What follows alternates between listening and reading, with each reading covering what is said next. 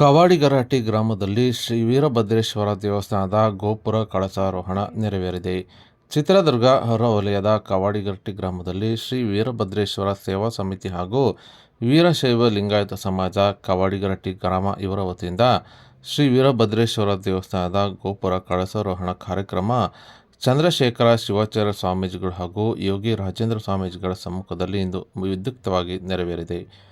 ಇದೇ ಸಂದರ್ಭದಲ್ಲಿ ಸ್ವಾಮಿಯ ಕೆಂಡಾರ್ಚನೆ, ರುದ್ರಹೋಮ, ಗುಗ್ಗಳ ಕಾರ್ಯಕ್ರಮ ಹಾಗೂ ಸಂಪ್ರದಾಯದ ವಿಧಿವಿಧಾನಗಳ ಮೆರವಣಿಗೆ ಮೂಲಕ ನೆರವೇರಿತು. ಇನ್ನು ಈ ಸಂದರ್ಭದಲ್ಲಿ ಹಲವು ಕಲಾ ತಂಡಗಳು ಸಹ ಪಾಲ್ಗೊಂಡಿದ್ದವು. ಇದೇ ಸಂದರ್ಭದಲ್ಲಿ ಗ್ರಾಮಕ್ಕೆ ಕೀರ್ತಿ ತಂದ ಪ್ರಶಸ್ತಿ ಪುರಸ್ಕೃತ ಶಿಕ್ಷಕರಾದ ಡಾಕ್ಟರ್ ಮಹೇಶ್ ಅವರನ್ನ, ನಗರಸಭೆ ಸದಸ್ಯರಾದ ಜಯಣ್ಣ, ಶಿಕ್ಷಕರಾದ ಹೊನ್ನಪ್ಪ, ಸಾಹಿತಿ ನಂಜುಂಡೇಶ್ವರ ಇವರನ್ನ ಸನ್ಮಾನಿಸಿದರು.